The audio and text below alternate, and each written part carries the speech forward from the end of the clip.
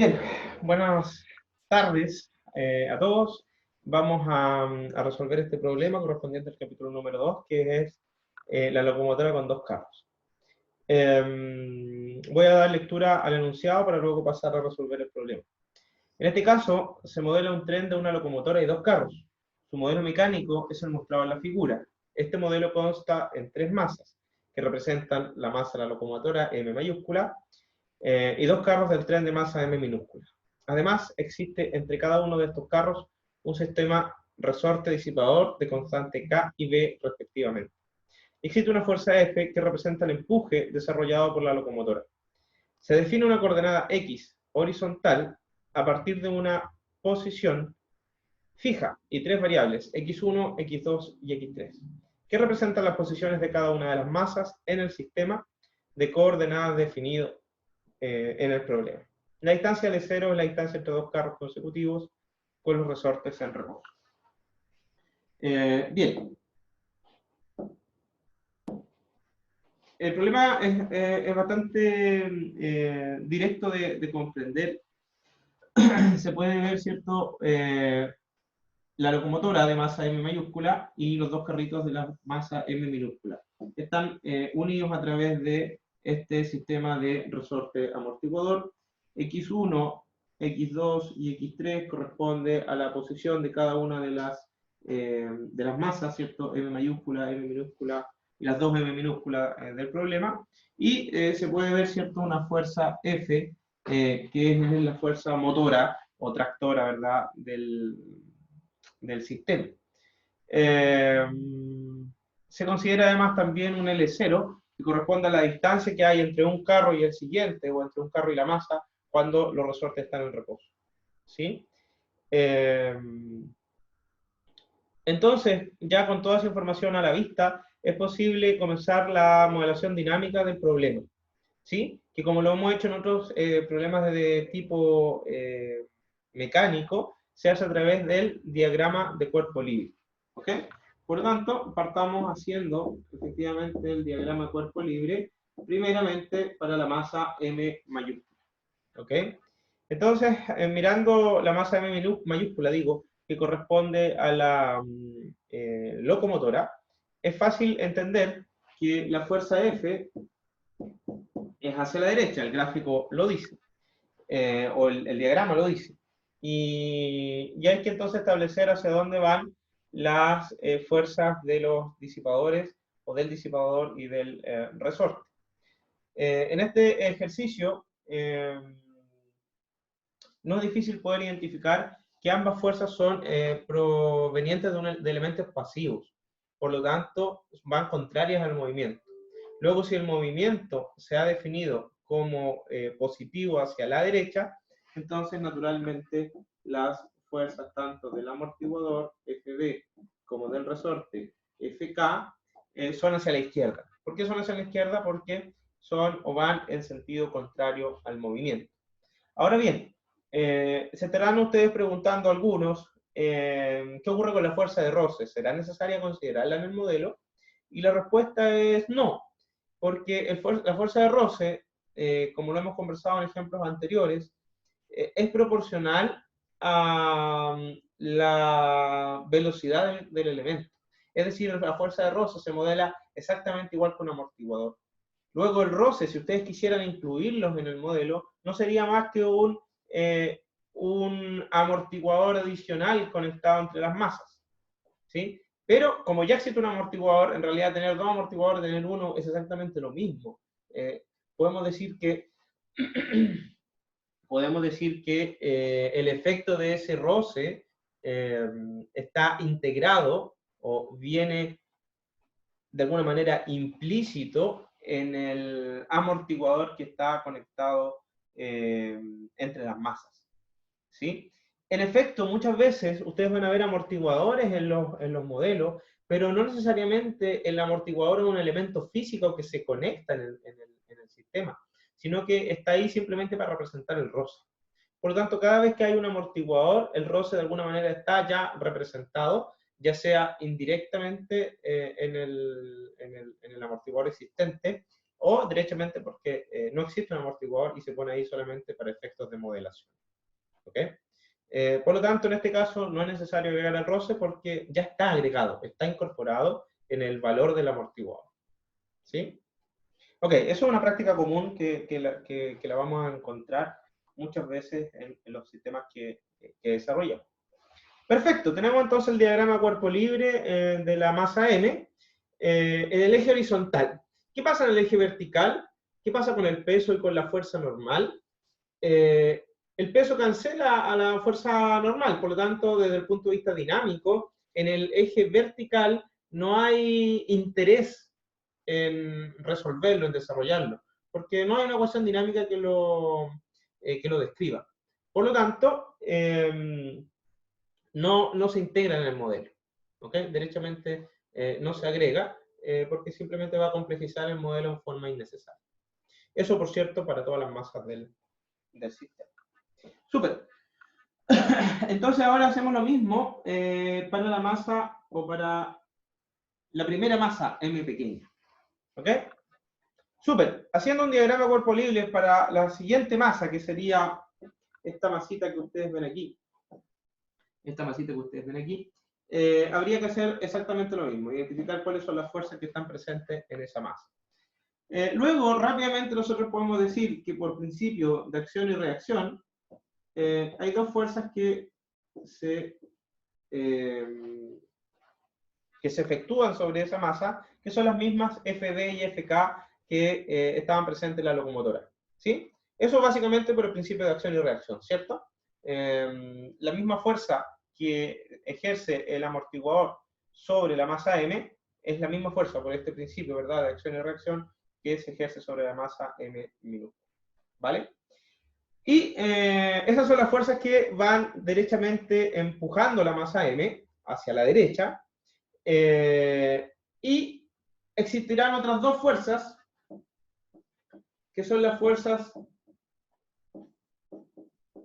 de este resorte, y de este amortiguador, ¿verdad? Estas ambas son hacia la izquierda y las fuerzas de estos elementos van hacia la derecha, que son básicamente estas fuerzas que ustedes ven aquí y esta otra que ustedes ven acá.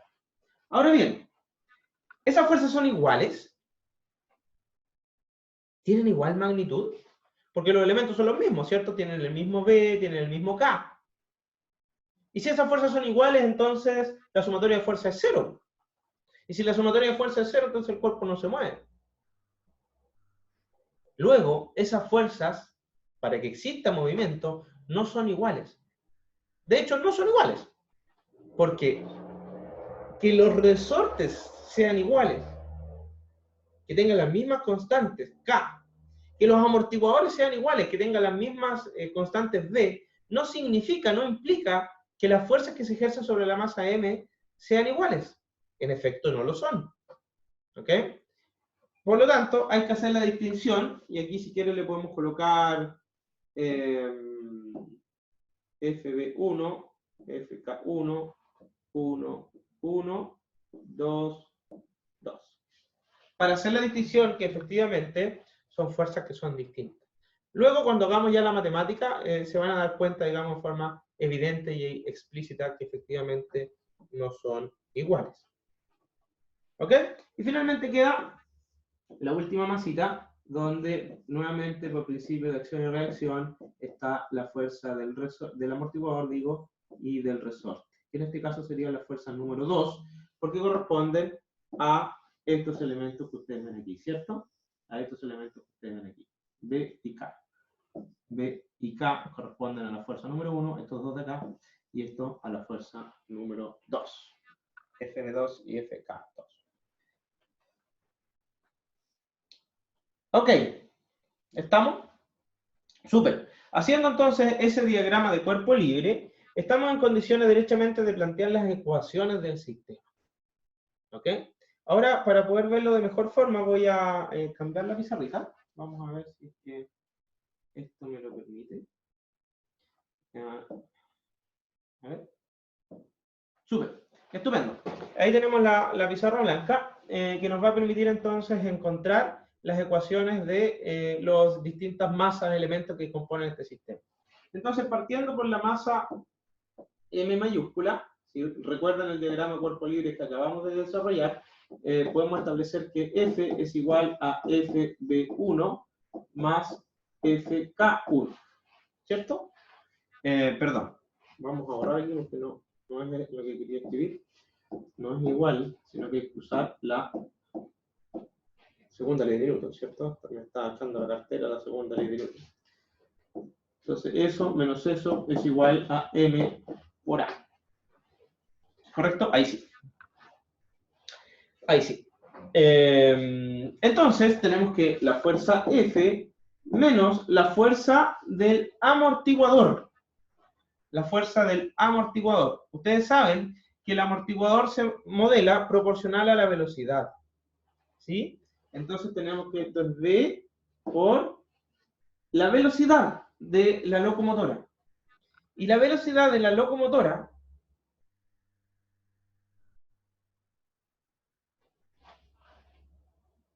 no, me corrijo. No es la velocidad de la locomotora la que hay que considerar, sino que es más bien la velocidad del amortiguador propiamente tal. Y la velocidad del amortiguador propiamente tal es x1 menos x2. ¿Sí? Porque si hubiese considerado solo la velocidad de la locomotora, que era lo que estaba considerando recién, en realidad estoy considerando la velocidad de uno solo de los extremos del amortiguador, dado que el amortiguador está en movimiento. Es decir, se mueve un extremo y también se mueve el otro. Luego, la velocidad real del amortiguador es la diferencia entre ambas velocidades, entre x1 y x2. ¿Sí? Punto, por supuesto, ¿cierto? Porque es la velocidad. Cada vez que hago el punto no le gusta a la pantalla. Bien, entonces estamos hablando de que la velocidad real del amortiguador es la diferencia entre la velocidad de ambos extremos. ¿Sí? Lo había dicho mal en un comienzo, había dicho que era la velocidad de la locomotora, pero no es la velocidad de la locomotora, porque es el amortiguador el que ejerce la fuerza sobre la locomotora. Y la velocidad real, efectiva, del amortiguador es la diferencia de velocidades entre sus extremos. ¿Sí? Cuando en los ejemplos anteriores el amortiguador tenía un extremo fijo, entonces se consideraba la velocidad absoluta, porque un extremo era fijo, es decir, su velocidad es cero. Pero cuando ambos extremos se están moviendo, que es el caso de este ejemplo, lo que hay que considerar es la diferencia de las velocidades. Es decir, x1 punto menos x2 punto.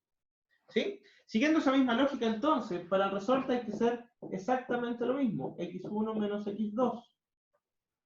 Sin embargo, aquí hay que considerar la distancia L0. Hay que considerar la distancia L0, que corresponde a la distancia que tiene el resorte en reposo entre ambas masas. ¿Sí? Porque imagínense que no estuviera, a ver, lo voy a borrar. Imagínense que no estuviera.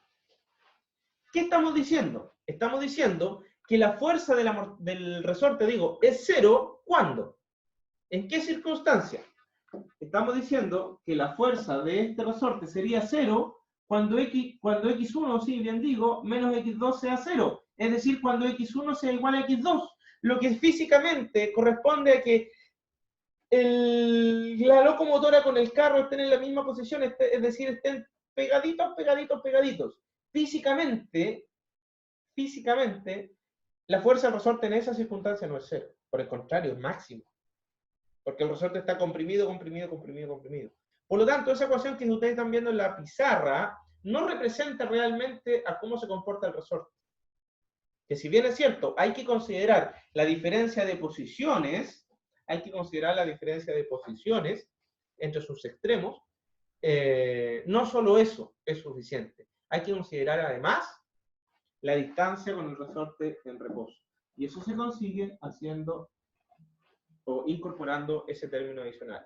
Eso me está diciendo que cuando x1 menos x2, es decir, la distancia entre ambas masas, sea igual a L0, el resorte va a estar en reposo. Justo. Eso es exactamente lo que queremos conseguir con la modelación. Por lo tanto, es necesario incorporar ese término en el caso del ejemplo de la locomotora. De lo contrario, el resorte no quedaría, la fuerza del resorte, digo, no quedaría bien modelada, y por tanto habrían errores en la formulación del problema. Algunos se estarán preguntando, bueno, ¿por qué no se hizo exactamente lo mismo con la fuerza del amortiguador? La diferencia es que estas son velocidades. De hecho, aquí me borró el puntito. Ahí sí. ¿Por qué no se hizo exactamente lo mismo con el amortiguador? ¿No se considera el L0? No, porque no se considera en este caso porque el L0 es una posición y el amortiguador considera velocidades. ¿Sí? Ustedes podrían incluso derivar esta posición, ¿cierto? La derivada de x1 es x1 punto, la derivada de x2 es x2 punto, y la derivada del L0 es 0. Por lo tanto, en el caso de los amortiguadores no hay que considerar ni la posición inicial, ni la velocidad inicial, ni la velocidad en reposo, sino que derechamente es la diferencia de las velocidades en cada uno de los extremos, ¿cierto? Que sería la velocidad relativa. ¿Ok? Súper. Y eso debe ser igual a masa por la aceleración. Pero la aceleración, concordarán ustedes conmigo, que es x1 punto, x1 2 puntos, ¿cierto? La segunda derivada de la posición de la masa m. Súper. Avanzamos ahora a la masa m pequeña, que habíamos dicho que fb1 más fk1 menos fb2 menos fk2 debe ser igual por la ley de Newton a m por a. ¿Sí? Estupendo. Dije más bien hace un ratito, que fb1 y fk1 no es más que el principio de acción y reacción que estas dos de acá. Por lo tanto, aquí no hay ningún análisis adicional que hacer, simplemente hay que copiar y pegar. ¿Sí? Copiar este término y copiar este término, porque son exactamente la misma fuerza, porque es el principio de acción y reacción. ¿Ok? Yo no sé en qué momento se me borra esto. Ahí. Ok. Luego hay que simplemente copiar y pegar. Entonces, esto es x1 punto menos x2 punto más k x1 menos x2 menos L0. ¿Correcto? Estupendo. Y ahora hay que hacer la fuerza, o hay que más bien desarrollar la fuerza FB2 y FK2. ¿Cuál es la expresión para FB2 y FK2? Les recuerdo que hace un momento atrás les dije que no eran exactamente igual a FB1 y FK1, a pesar de que tenían la misma constante de amortiguamiento y la misma constante del resorte, no son los mismos. No son las mismas fuerzas. ¿Y por qué no son las mismas fuerzas? Porque las posiciones relativas son distintas. Tenemos un set resorte amortiguador en el lado derecho del carro y tenemos un set resorte amortiguador en el lado izquierdo del carro. Luego, las posiciones relativas de ambos elementos no son las mismas, son distintas. Si bien es cierto, las constantes son las mismas, pero las posiciones son distintas. Luego, las fuerzas serán distintas. ¿Ok? ¿Cuáles serán las velocidades para el segundo? ¿Cuáles serán las velocidades para el segundo amortiguador? x2 punto menos x3 punto. ¿Ya se borró? Ahí sí. No. Ya, ahí está. x2 punto menos x3 punto. ¿Sí? Lo ven ahora, ¿cierto? No es exactamente igual a la fuerza FB1. ¿Por qué no? Porque las posiciones y las velocidades son distintas. Lo mismo ocurre para la fuerza del resorte. Esto es K por X2 menos X3 menos L0. Y, por supuesto, M por A, que corresponde a la segunda derivada de X2. Y tenemos entonces nuestra segunda ecuación, que describe el comportamiento de la segunda masa M, digamos, o la masa M minúscula del carrito. ¡Súper! Y finalmente, la tercera masa M, aquí está más fácil, porque según el diagrama cuerpo libre que habíamos establecido, esto es simplemente FB2 más FK2 es igual a m por a. ¿Cierto? Nuevamente, en el caso de esta masa, se cumple el principio de acción y reacción, por lo tanto, FB2 y FK2 son exactamente iguales,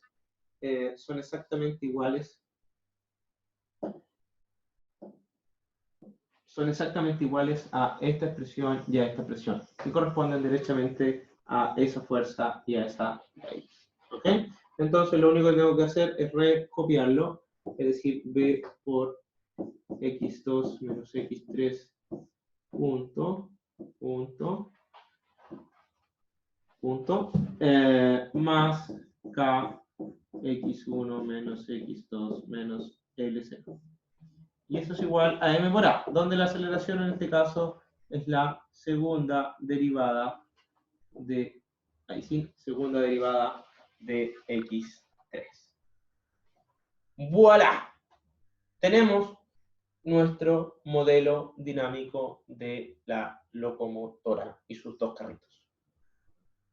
Ahí tienen entonces ustedes que de esta manera sistemática, ordenada, ocupando las ecuaciones que conocemos de balance de fuerza, es posible encontrar el modelo de la locomotora.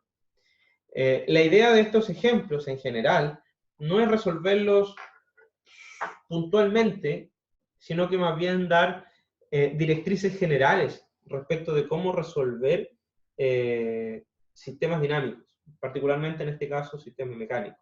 Así como hemos venido desarrollando ejemplos anteriores, con este ejemplo se espera que no solo ustedes tengan la herramienta para resolver este ejemplo, sino que además adquieran sistemáticamente aquellas herramientas, ¿sí? Aquellos procedimientos, metodologías, que les vayan a permitir en realidad no solo resolver este ejercicio, sino que este y todos los ejercicios o problemas mecánicos que se puedan encontrar. ¿Sí? Por eso es que lo hago de manera tan detallada y explicando cada uno de las consideraciones que se tienen que tomar en cuenta. ¿Sí? Entonces eso es lo que se espera con este conjunto de ejemplos, que ustedes puedan no solo resolver los ejemplos que están en los apuntes, sino que se puedan enfrentar a cualquier ejemplo de sistema mecánico, particularmente. Vamos a hacer exactamente lo mismo para los sistemas eléctricos, para los sistemas hidráulicos, térmicos. ¿Sí? Ese es el propósito entonces de desarrollar estos ejemplos, que ustedes puedan adquirir esa herramienta y luego puedan enfrentarse a cualquier otro sistema con características similares. ¿Ok? Bien, no hemos terminado todavía.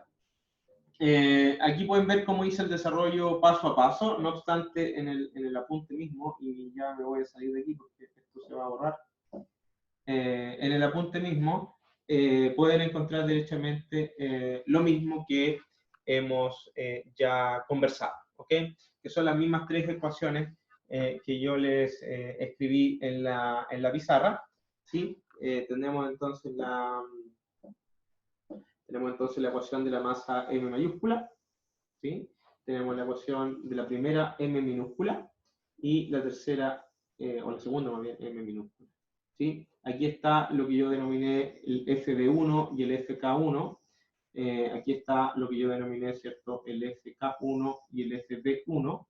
Y esto sería el FK2 y el FB2. Y este sería también FK2 y FB2. ¿Cierto? La nomenclatura es consistente con lo que hemos discutido. ¿Ok? Súper. Bien, mirando entonces este ejemplo, me queda por preguntarles, o más bien que ustedes se hagan la pregunta de este sistema, ¿cuáles son las variables de entrada? ¿Cuáles son las variables de estado? ¿Cuáles son las perturbaciones? ¿Cuáles son los parámetros? ¿Cuál es la variable de salida? Que son preguntas recurrentes que nos hemos hecho para los ejemplos también anteriores que hemos desarrollado. Una de las primeras preguntas que uno tiene que identificarse o que tiene que resolver es cuál es el orden del sistema y por consiguiente cuántas variables de estado voy a tener.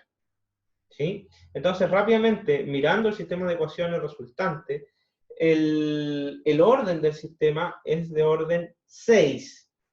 ¿Por qué es de orden 6 si solamente hay 3 ecuaciones? Sí, hay 3 ecuaciones, pero todas son de orden 2, son de grado 2. Luego el sistema es de orden 6. 3 por 2, 3 ecuaciones de orden 2. 3 por 2 son 6. Y luego, si el sistema es de orden 6, ¿cuál creen ustedes, o cuántas más bien, creen ustedes que van a ser las variables de estado? 6, ¿cierto? Lo hemos visto consecuentemente en los ejemplos que hemos desarrollado anteriormente.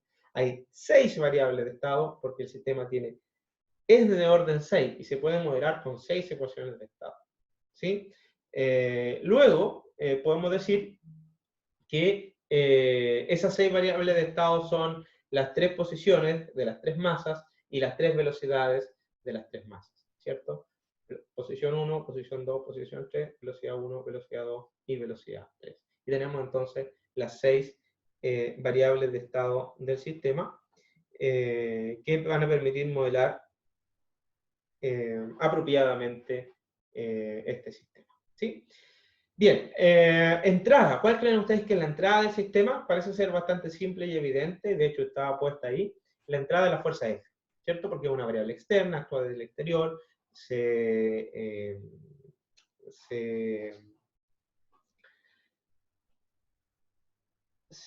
aplica, digo, ¿cierto?, sobre la masa M y esta masa M arrastra a los demás carritos.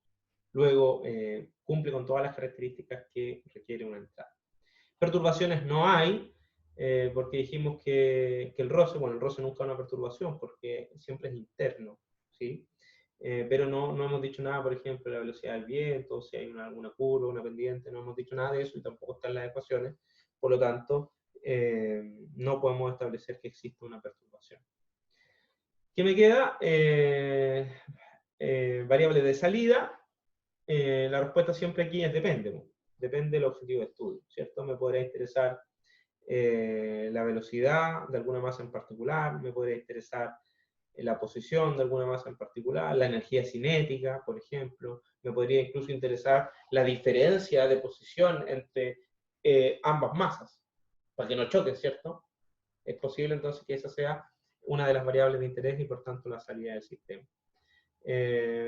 Una buena salida puede ser la posición de la locomotora, X1, ¿sí? Pero depende mucho, o 100% más bien, del objetivo de estudio. Y finalmente están los parámetros, que pareciera ser evidente todo lo que es constante cuando lo demás está sujeto a cambio, ¿sí? Aquí lo puedo destacar derechamente en la diapositiva, todo lo que es constante, ¿cierto? La masa M grande, la masa M chica también es parámetro, la constante del amortiguador, ¿cierto? Y la constante del resorte. Y se me queda en el tintero, el L0, ¿sí? Que es la posición del resorte cuando está en reposo. ¿Ok? Y entonces tenemos tanto las variables de estado como la entrada del sistema, la salida, pero dijimos que perturbaciones no había y, por cierto, están los parámetros. ¿Ok? Bien, entonces si hacemos la definición de variable de estado que acabamos de establecer, podemos definir que x1 corresponde a la primera variable de estado, x2 a la segunda variable de estado, x3 a la tercera variable de estado. La derivada de x1 respecto al tiempo, es decir, la velocidad de x1 corresponde a la cuarta variable de estado. La velocidad de x2 corresponde a la quinta variable de estado. Y la velocidad de x3 corresponde a la sexta variable de estado. ¿Ok? Si hacemos esa definición, las ecuaciones rápidamente se pueden transformar en las ecuaciones de estado, ¿sí? No quiero extenderme más de la cuenta, ¿cierto? Esta cápsula ha durado bastante, pero se puede hacer rápidamente, ¿sí? Si ustedes en cada uno de los elementos, reemplazan Si 1, Si 2, Si 4, Si 5, ¿cierto? Si 1, Si 2, Si 2, Si 3, Si 4, Si 5, Si 5, Si 6, Si 2, Si 3, si 5 y si 6. Que corresponde a la definición que acabo de hacer, ¿cierto? Básicamente si 1, si 2, si 3, hasta si 5, hasta si 6, digo, corresponde a cada una de las variables que aparecen explícitamente en cada una de estas ecuaciones. ¿Se fijan? Entonces, si ustedes hacen ese reemplazo, todas estas ecuaciones quedan representadas por cada una de las 6 variables de estado que acabamos de definir. ¿Sí? Entonces, si ustedes hacen ese reemplazo, es posible establecer el modelo dinámico del sistema. Entonces, lo único que faltaría sería decir que esto es igual a m por la segunda derivada de x1. Pero la segunda derivada de x1 también la podemos representar como la primera derivada de psi4. La segunda derivada de x1 es la primera derivada de psi4, dado que psi4 es la derivada de x1. ¿Sí? Entonces, esto lo podemos decir que es psi4 punto.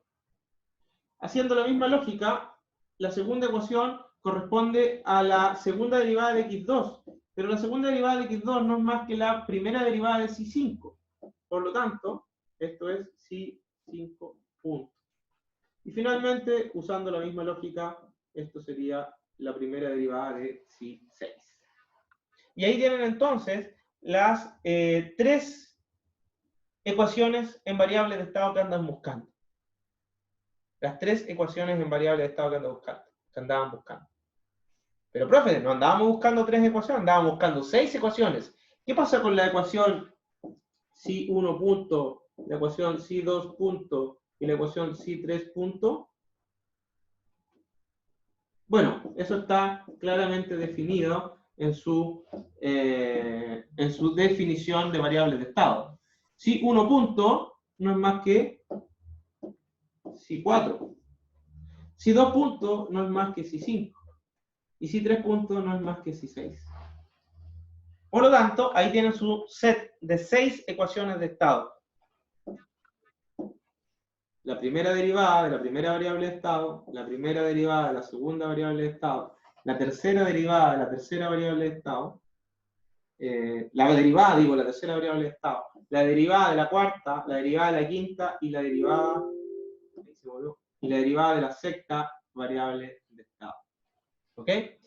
Podemos hacer el procedimiento más largo, ¿cierto? Pero no me quiero extender más de la cuenta, ya llevamos harto rato. Y finalmente, haciendo todo ese enjuague matemático, ¿qué pasó? Aquí.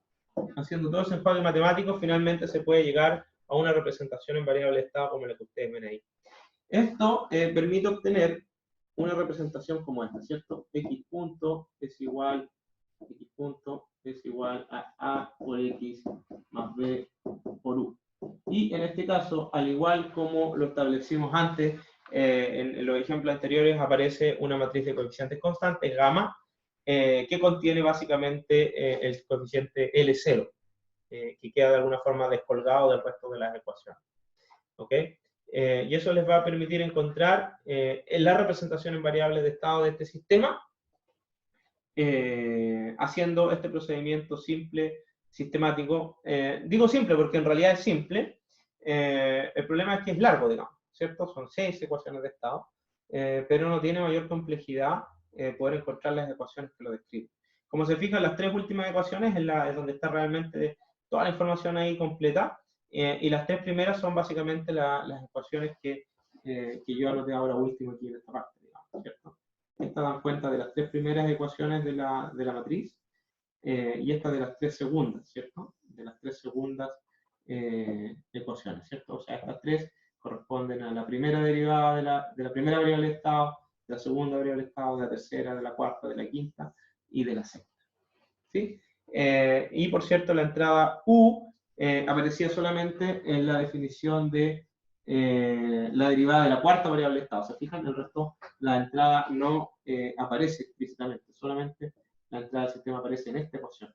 En ninguna de las otras está presente, por lo tanto, eso se refleja también ahí, en esa matriz B. Y lo último que quiero comentarles es que aparece, como lo hemos visto en otros ejemplos, la matriz gamma de coeficientes constantes, y esa matriz gamma hace que el sistema sea de tipo no lineal, dado que no se cumple el principio de homogeneidad. Sí se cumple el de superposición, pero no el de homogeneidad, y eso hace que el sistema sea no lineal. ¿sí? No es una no linealidad que pudiéramos decir dura, de alguna forma, ¿cierto? No aparece explícitamente un seno, un coseno, sino que aparece esta matriz de coeficientes constantes, ¿cierto? Dijimos parámetro por variable, y ahí aparece solamente un parámetro, no multiplicando ninguna variable. Entonces no se cumple efectivamente que sea la función una combinación lineal de las variables presentes en el sistema, porque aparece una matriz de coeficientes constantes. Y eso hace que el sistema sea no lineal, ¿sí? No es tan terrible porque existen, y lo vamos a ver más adelante, métodos de linealización, y particularmente en este caso, que la no linealidad se debe a esa matriz de coeficientes constantes. La verdad es que el sistema es muy, muy parecido a un sistema lineal, pero en estricto rigor no lo es. Bien, con eso terminamos este video. Espero que haya sido de utilidad y que hayan podido comprender lo que les quise entregar. Bien, nos vemos. Gracias.